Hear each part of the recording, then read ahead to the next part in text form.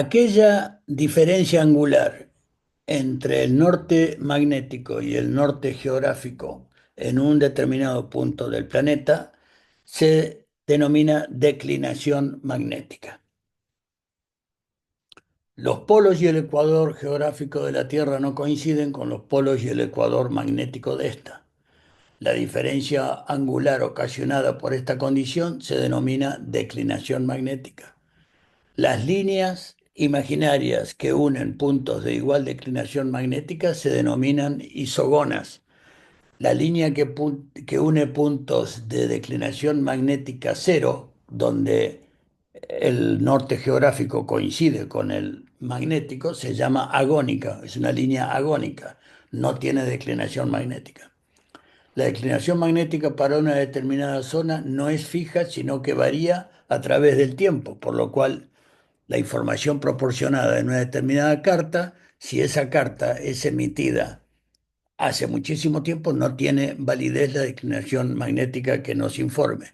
Y toda carta de navegación contiene información sobre la declinación magnética en una rosa de los vientos respecto a que la diferencia angular entre el norte geográfico, que en una carta siempre está alineado con los meridianos, y la diferencia angular que nos indica el norte magnético, en este caso 6 grados, casi 7 oeste, porque es hacia el oeste, quiere decir que nosotros, como la declinación es oeste, para ir de un lugar al otro sobre la Tierra, compensando la declinación magnética, porque la información que nos dé el compás va a ser distinta a lo que representa el norte geográfico, vamos a tener que sumar, porque todo punto sumar, o sea, estos 7 grados, sumárselos para que coincidan con el norte geográfico. Y todo rumbo hacia la derecha, como lo vemos en la rosa de los vientos, se suma, se suma. Todo rumbo hacia la derecha en navegación se suma, todo rumbo hacia la izquierda se resta.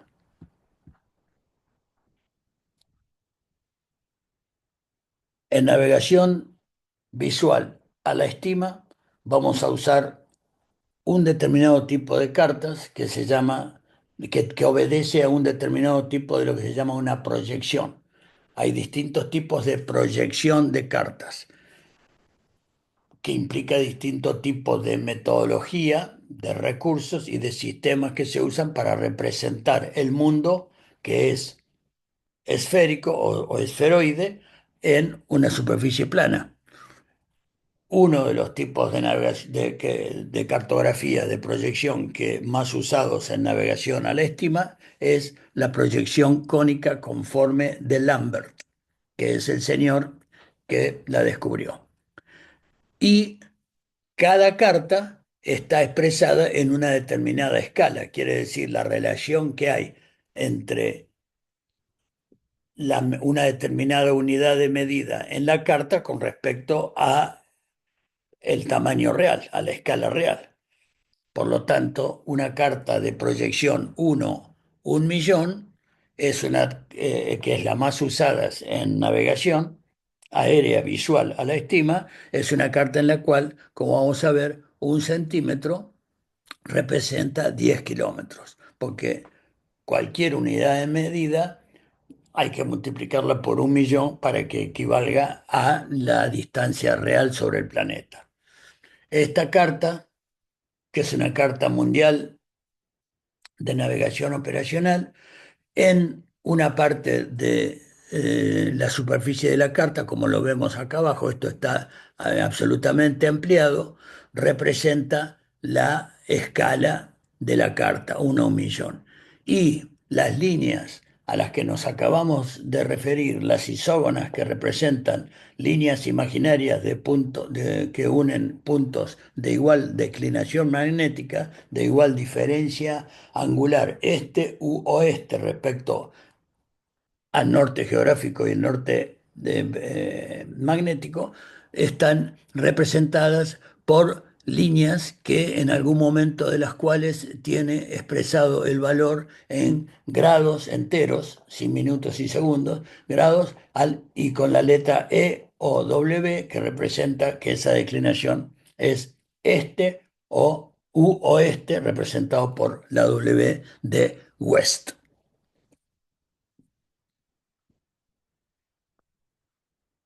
Todo esto tiene que ver con lo que se denomina rosa de los vientos, que con respecto a cualquier norte que nos refiramos, norte verdadero o geográfico o un norte magnético, si esto estuviera expresado no por una carta, sino por una brújula, cualquier rumbo representando los 360 grados de rumbo está expresado con lo que se llama en una carta rosa de los vientos. Tiene 360 grados, equivale gráficamente, como para que lo imaginemos, porque también nos va a servir a los principios de navegación radioeléctrica, para interpretar una rosa de los vientos, nos tenemos que imaginar nosotros en el centro del eje de una bicicleta que tiene 360 grados, en este caso, para simplificarlo gráficamente, está representado cada 30 grados, en este otro cada 10 y cada 2 grados las subdivisiones, 2 4 6 8 10 12 14 etcétera. Acá está representado cada 30 60 90 grados. Eh, la, eh, y en este caso está representado el norte geográfico o verdadero con respecto al magnético y ya vemos que está un poquitito desfasado. Es muy importante que nos vayamos familiarizando ampliamente, cada vez más ampliamente, con estos 360 grados que representan la rosa de los vientos. Son los mismos 360 grados que nos va a indicar cualquier tipo de compás, un magnético, un girocompás, etcétera, etcétera. Y no solamente porque para la navegación las cabeceras de las pistas son identificadas por los números de la orientación que tiene la pista. La pista 03 es aquella que tiene una orientación la cabecera hacia los 30 grados y la pista 21 es la que está orientada hacia los 210 grados. Los números de la cabecera de las pistas tienen que ver con la rosa de los vientos expresado en rumbo magnético porque es el que va a llevar el piloto en el avión, la única referencia que va a tener en el avión. Por eso va variando las cabeceras, los números de cabeceras a lo largo de los años. Hay aeródromos que la cabecera 1-0 hacia los 100 grados y hacia el este, ahora es posible que sea la cabecera 1-1, porque como se ajusta con el tiempo, como dijimos, la diferencia angular que representa la declinación magnética respecto a la diferencia entre los polos magnéticos y geográficos varía con el tiempo, también las cabeceras, los números varían, pero a su vez para la navegación también es muy importante porque nos manejamos con rumbos, todas orientaciones respecto a la rosa de los vientos, desde 0 o 360 a 360 grados, siempre aumentando hacia la derecha. Y por lo tanto, también es muy importante que nos familiaricemos con los rumbos opuestos, que ya lo vamos a ver más claramente en navegación radioeléctrica, que también tiene que ver con el número de la cabecera opuesta. Una cabecera 0,4, el opuesto va a ser el 2,2. Y fíjense que siempre el opuesto, la suma de los números da lo mismo. 1,3 es lo mismo que 3,1, porque suman 4. La pista 04, que es 4, suma lo mismo que 22. El rumbo 270 oeste, suma 9. 7 más 2, 9. Y 90 es el rumbo este. Y lo mismo, el opuesto a 300 es 120 porque suma 3. 3 y 1, 2. Las decenas y centenas de un rumbo sumadas suman exactamente las decenas y centenas que el opuesto, como una regla para que nos resulte más familiar acostumbrarnos a calcular en forma inmediata cuál es el rumbo opuesto, o de una cabecera opuesta de una pista, o el rumbo opuesto a una determinada marcación o indicación que tengamos de referencia. Es muy importante que en navegación tengamos presente cuáles son elementos que dependen de algún sistema o subsistema para su adecuado funcionamiento y cuáles son autónomos, porque los elementos autónomos son los más primarios y primitivos, pero son definitivamente los únicos 100% confiables, porque no necesitan de otra cosa para funcionar. Un lápiz le puedo sacar punta hasta con los dientes y jamás va a dejar de funcionar mientras yo vea que tiene un largo el lápiz que tiene todavía mina adentro. Lo mismo con un reloj a cuerda, con un compás magnético, con un computador Jeppesen o similar, el lápiz, un reloj a cuerda, una linterna, si bien depende de las baterías, una batería fresca, tener la precaución de que en los vuelos llevar o batería de repuesto o ponerle baterías nuevas antes del vuelo, un anotador y elementos como una regla, un compás de punta seca, elementos totalmente autónomos. Esto yo quiero enfatizarlo porque si bien es cierto, todos nosotros, especialmente los más jóvenes como ustedes, usan cada vez dispositivos eh, de un nivel de tecnología de tal que facilita mucho las cosas, por ejemplo, con respecto a la navegación, que es de lo que estamos hablando, pero también es cierto que si eso deja de funcionar o determinados dispositivos que forman parte del avión, el avión tiene un problema en el generador, un corto en el circuito eléctrico, etcétera, dejamos de contar con eso. Para que ustedes tengan presente que la tecnología y la ciencia, el automatismo, está destinado, debería estar destinado a que nos represente una ayuda, pero la profesión nuestra es soberana. Nosotros debemos poder verificar, supervisar constantemente que la información que nos están proporcionando todos esos medios modernos, primero tiene una dependencia cada vez mayor, sobre todo de la electricidad, de la capacidad de la batería del elemento que estamos alimentándolo, etcétera. Pero por otro lado, debemos ser capaces de en algún momento, lo más periódicamente posible, mejor a través de una navegación, ser capaces de que con medios autónomos, que uno de ellos es el conocimiento, debemos poder verificar que aquella información que nos está dando un Garmin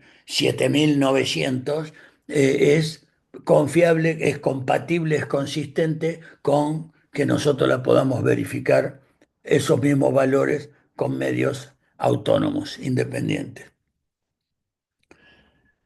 Tenemos que tener presente algunas definiciones como que en navegación, curso es la dirección y sentido de la ruta a realizar, en inglés es course, puede ser geográfico o magnético, según el norte que se tome como referencia, y sobre una carta se toman cursos geográficos, porque la carta de navegación tiene, está confeccionada con respecto al norte geográfico. Va a contener información de declinación magnética para que tengamos los elementos para convertir esos cursos en magnéticos. Pero la información contenida es geográfica porque está coincidiendo el norte con el meridiano, con cada meridiano, y el meridiano pasa por el polo geográfico. Ruta es la trayectoria que se planifica y se desea recorrer desde un punto de origen a otro destino sobre la superficie terrestre. Y se denomina en inglés desired track, la trayectoria deseada. Por ejemplo, desde Tandil a Bahía Blanca. Esa es la desired track. Es la ruta que yo quiero recorrer sobre la superficie. Salir de Tandil y llegar a Bahía Blanca, punto de origen y de destino. Y la derrota es la trayectoria efectivamente realizada sobre la superficie terrestre, que en inglés se llama track made good, que es la efectivamente realizada porque puede ser afectada por la componente lateral del viento que nos desvíe hacia la izquierda o hacia la derecha de la ruta deseada. Entonces, el curso va a ser el, la diferencia angular entre el norte geográfico medido como están orientados los meridianos, eh, respecto, si el norte es cero, aumentan hacia la derecha y nos va a dar esa diferencia angular entre el norte geográfico, el curso geográfico hacia Bahía Blanca desde la localidad de Tandil. La ruta Desired Track, la ruta deseada, va a ser la proyectada, la que yo quiero recorrer. Y el Track Made Good, la derrota, va a ser que si tengo viento con una componente del norte y no lo corrijo, mi ruta va a terminar siendo esta, desviada hacia el sur por la influencia de la componente norte del viento, y ese va a ser mi derrota o mi track me good. El efecto del viento sobre la superficie de la Tierra lo tenemos que tener en considerar siempre porque rara vez navegando en vuelo desde un punto A a uno B, voy a tener una componente lateral del viento o calma o una componente lateral del viento nula, porque el viento lo tengo extremadamente franco de frente o de cola, en donde también subestimarlo me va a afectar negativamente en la navegación porque la componente de cola o de frente, como vamos a ver, lo que me afecta es la velocidad terrestre sobre la superficie de la Tierra. Por lo tanto, el viento en intensidad y dirección es fundamental tenerlo en cuenta.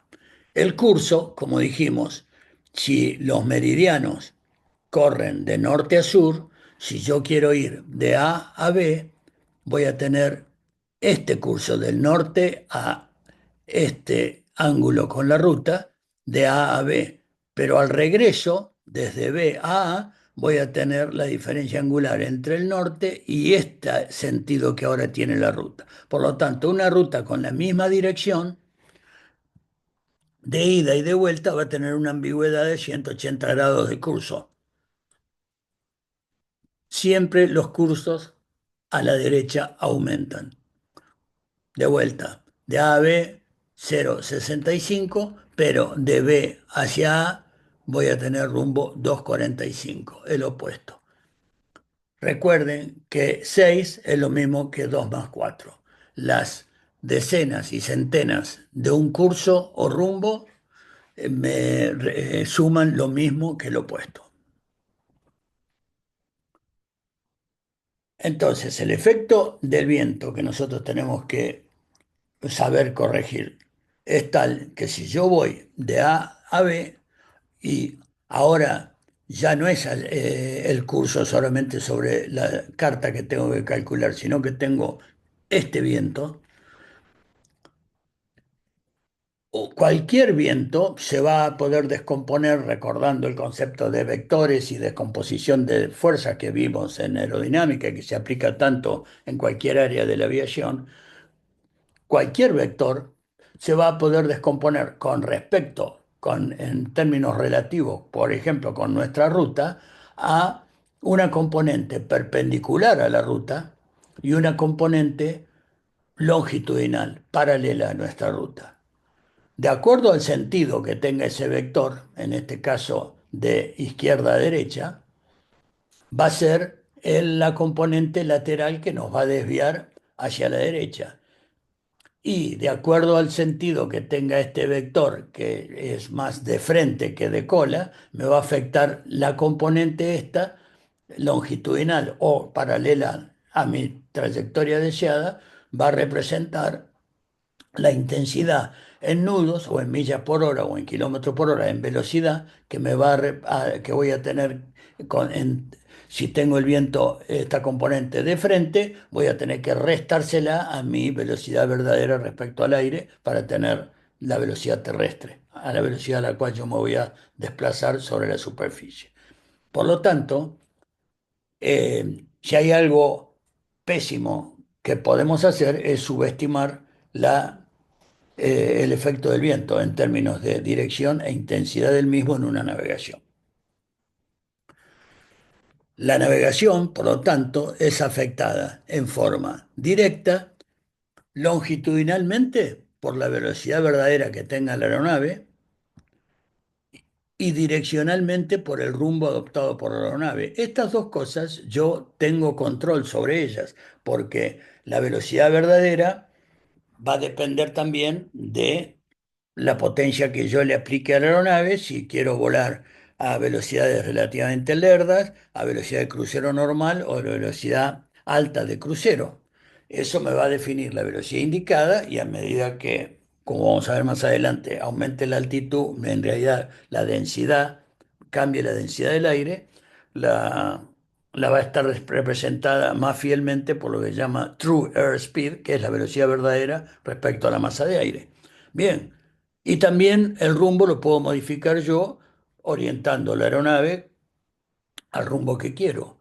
Pero la navegación también es afectada en forma directa y en las dos maneras, longitudinalmente, por la componente longitudinal del viento, en términos de afectar la velocidad terrestre, y direccionalmente por la componente lateral. Por lo tanto, si yo no tengo en cuenta el viento, podría parar a cualquier lado, porque voy a considerar una velocidad de traslación sobre la superficie terrestre que no está teniendo en cuenta la componente longitudinal, ya sea a favor o en contra de mi trayectoria, ni la componente que me está desviando angularmente de mi ruta. Por lo tanto, tengamos presente que el efecto del viento en mi trayectoria sobre la Tierra es tal que si yo me olvido de la navegación aérea, pero tengo un sobrino que se le escapó un globo que tiene helio adentro y que por lo tanto va a tender a ascender, como los globos que distribuyen en los cumpleaños, y tengo un viento que con respecto a la superficie terrestre, que es donde está todo esto, donde yo vivo, está soplando en este sentido de izquierda a derecha, ese globo va a tener progresivamente esta trayectoria a medida que ascienda va a ser desplazado de izquierda a derecha por el viento. Si estuviera en calma, ese globo, con una calma imaginaria que no se da casi nunca, ascendería ilimitadamente en forma totalmente vertical. Pero el mundo y la vida real no es así. Normalmente hay viento, por más que sea una leve brisa o un viento muy fuerte. Por lo tanto, el efecto que tiene el viento en cualquier materia que tenga que ver con, en relación a la superficie terrestre, tenemos que tener presente que cualquier desvío que nos produzca el viento nos va a afectar nuestra trayectoria sobre la Tierra, que es de eso de lo que se trata la navegación, de ir desde un punto a otro sobre la superficie terrestre. Esto llevado ahora sí a una operación aérea, porque yo necesito salir del punto A desde este aeropuerto al punto B, que hay 100 millas estatuto, 100 millas terrestres de distancia para recorrer. La distancia es fija, por la que la distancia yo no la puedo modificar, entonces yo voy a ir en un aeroplano que tengo una TAS, una velocidad indicada que cerca de la superficie es igual a la indicada. Asumamos que por el momento es la misma porque vamos volando relativamente bajo, mi indicada es la misma que la TAS y vuelo a 100 millas por hora. Perfecto. Si no tengo viento, en una condición totalmente ideal, mi velocidad terrestre o ground speed va a ser de 100 millas por hora, porque no tengo influencia del viento en absoluto y la distancia que hay entre el punto A y B son 100 millas terrestres. Si 100 millas terrestres las recorro a 100 millas por hora, Obviamente yo voy a tardar una hora sin influencia de viento alguna. Ese es el mundo que casi nunca se le presenta al aviador. Al aviador se le presenta un mundo tal que posiblemente despegando de A hacia B, donde hay 100 millas, hay en el nivel de vuelo, y digamos que de promedio de punta a punta, para hacerla sencilla, hay un promedio de 20 millas por hora en el sentido de el vuelo de A a B. Por lo tanto, va a tener 20 millas a favor. Entonces el avioncito va dentro de una masa de aire, pero esa masa de aire, toda esa masa de aire representada por esta nube, camina por sí misma a 20 millas por hora de izquierda a derecha, en el mismo sentido de A hacia B.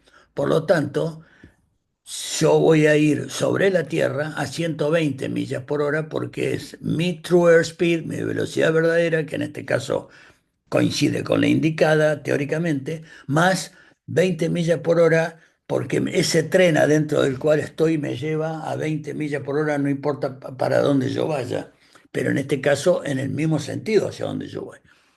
Por lo tanto, para hacer 100 millas yo voy a tardar 50 minutos, no una hora como antes, porque tengo 20 millas de viento a favor. Por el contrario, si yo voy a ir de A hacia B, que es la misma distancia de siempre, 100 millas, pero voy a ir dentro de una masa de aire que viene desde B hacia A en el mismo dirección y sentido contrario, inverso, opuesto a mi trayectoria, a mis 100 nudos de velocidad verdadera con respecto a la masa de aire, pasa que esa masa de aire ahora va para atrás, va para hacia el lado de A y me retrasa 20 millas por hora porque es la intensidad de la componente longitudinal del viento en esa dirección y sentido, que en este caso es opuesto al de mi ruta. Por lo tanto, mi velocidad terrestre o ground speed, mi velocidad con respecto a lo que yo voy a trasladarme sobre la superficie es de 80 millas por hora y voy a tardar una hora 15. Si en una distancia tan breve como 100 millas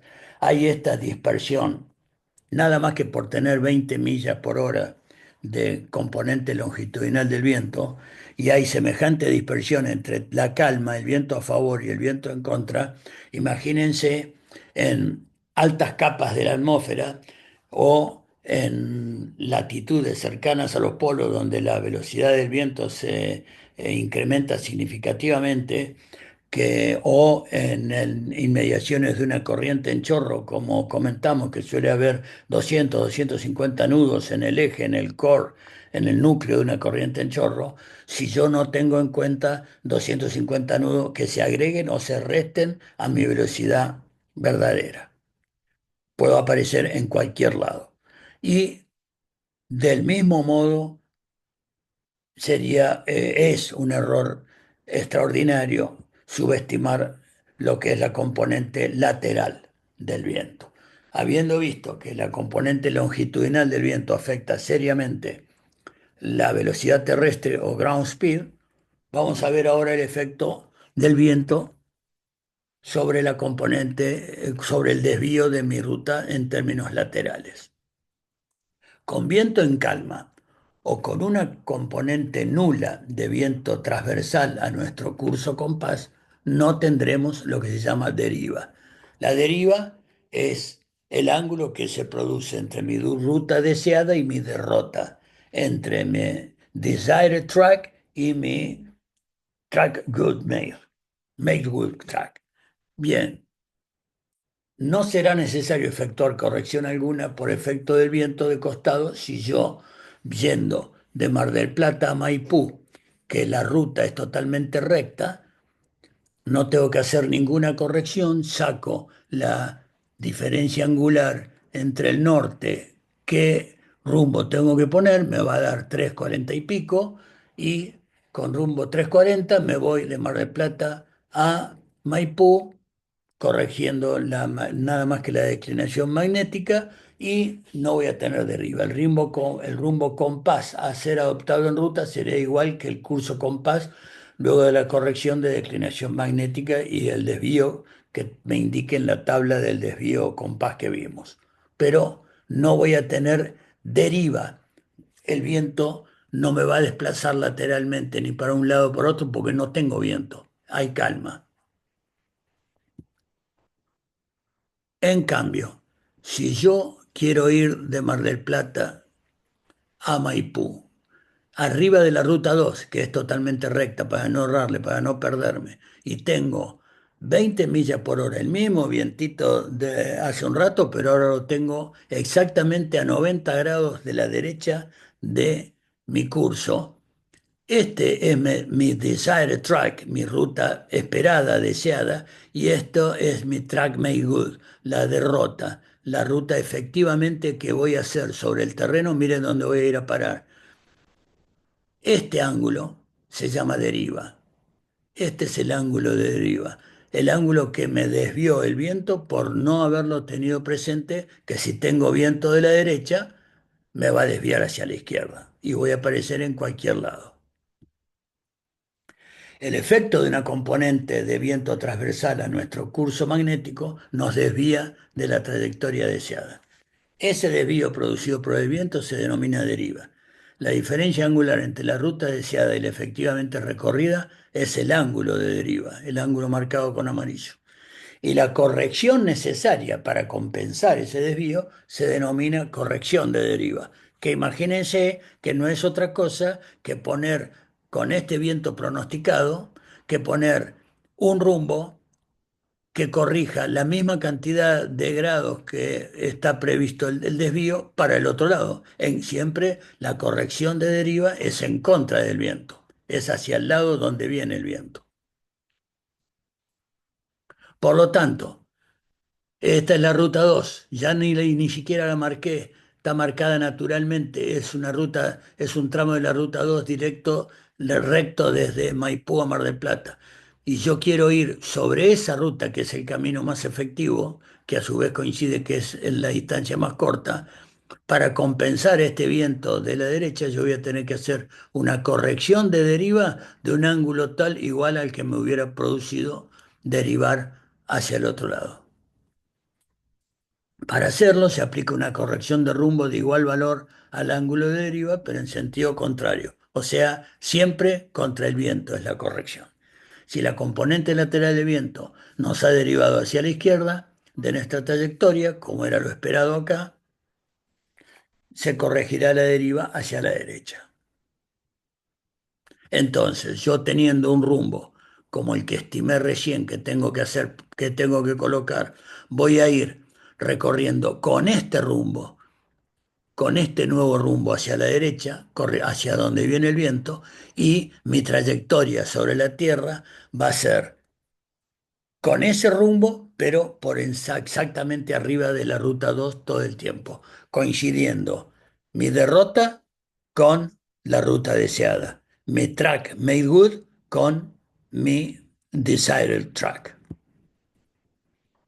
Con esta técnica se corrige el efecto del viento cruzado en ruta, se mantiene en todo momento vuelo coordinado, sin deslizar ni derrapar, corrigiendo solamente con rumbo, aumentando en este caso los rumbos a la derecha de acuerdo al ángulo de deriva, y la magnitud de la corrección necesaria es directamente proporcional a la intensidad de la componente transversal del viento. Si aumentara el viento a 30 millas por hora, también transversal a mi ruta, yo voy a tener que aumentar mi corrección de deriva.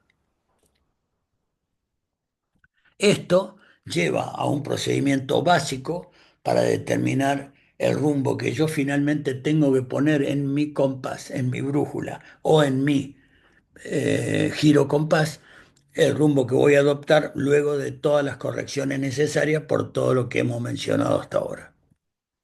Esto es un meridiano.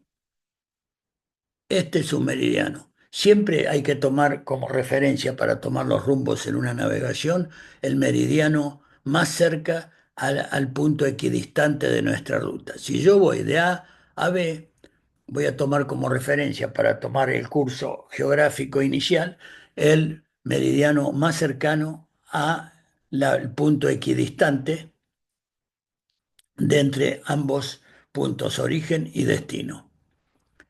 El meridiano me va a marcar siempre el norte geográfico en una carta. Entonces yo con un lápiz trazo desde A hacia B la ruta deseada. Esa es la trayectoria deseada o desired track. Es el recorrido que yo quiero hacer sobre la Tierra. Ahora viene la vida real. Un viento de tal dirección y tal intensidad que me genera una componente de viento desde la derecha, transversal a mi ruta, de representada por la componente lateral, y una componente longitudinal que como el viento ahora me viene más con una componente de atrás, la componente longitudinal paralela a mi ruta va a ser a favor. Me va a favorecer, voy a ir más rápido, se la voy a tener a este valor, se lo voy a tener que sumar a mi velocidad de mi avión. Por lo tanto, lo que yo ya sé, que si tengo viento de la derecha, voy a tener que corregir la deriva hacia la derecha. Antes de salir, si ya calculé por el viento pronosticado que respecto a mi ruta voy a tener una componente transversal de un determinado valor, ya sé que yo voy a tener que salir y apenas nivele, a nivel de vuelo que está pronosticado este viento, voy a tener que corregir a la derecha porque el viento me va a desviar a la izquierda. Por lo tanto, los pasos a seguir en una navegación para corregir todos los elementos que tenemos que tener en cuenta son tales que si tengo el norte representado, el norte verdadero, geográfico, representado por el meridiano 0 o 360, esto está representando, como acabo de decir, mi norte verdadero o geográfico. A eso le tengo que compensar o no, si existe, la declinación magnética. Si tengo una declinación magnética oeste, para volar rumbo magnético voy a tener que ese ángulo entre el punto B, O y M, digo bien, ese ángulo representa la declinación magnética oeste de esta diferencia angular, digamos, no sé, 6 grados. Se lo voy a tener que sumar.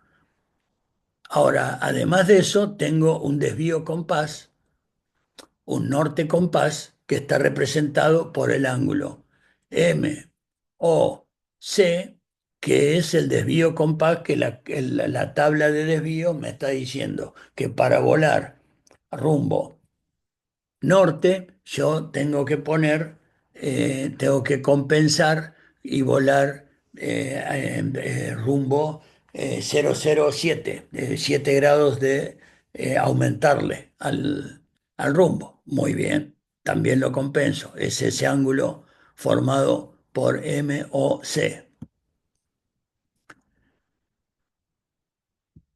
La diferencia angular entre el norte verdadero y la ruta deseada se llama curso geográfico. ¿Por qué? Porque estoy referido al norte geográfico. Este es mi curso geográfico. Pongo un transportador alineado el norte con el meridiano, como vamos a ver en los ejercicios que hagamos, y la diferencia angular siempre se suma a la derecha, me va a dar que yo tengo rumbo 0,45, 0,50 hacia el curso de geográfico verdadero.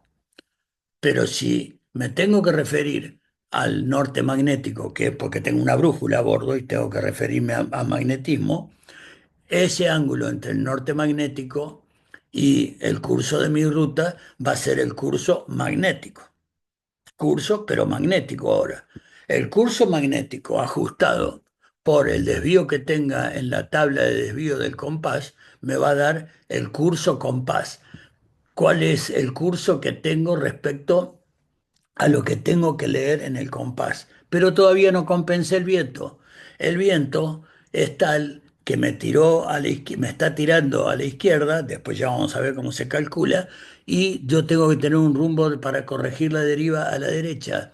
Ese ángulo de desvío entre el curso compás, que fue el último que tuve, y el verdadero rumbo, que se llama rumbo compás, es lo que me va a dar la corrección de deriva más todas las otras correcciones y finalmente, para ir de A a B, si no me cambian las condiciones, queda todo congelado con esos datos, voy a tener que poner este rumbo en finalmente el que voy a leer en mi compás magnético o en mi girocompás. Esos son todos los pasos que vamos a hacer para realizar una navegación profesionalmente.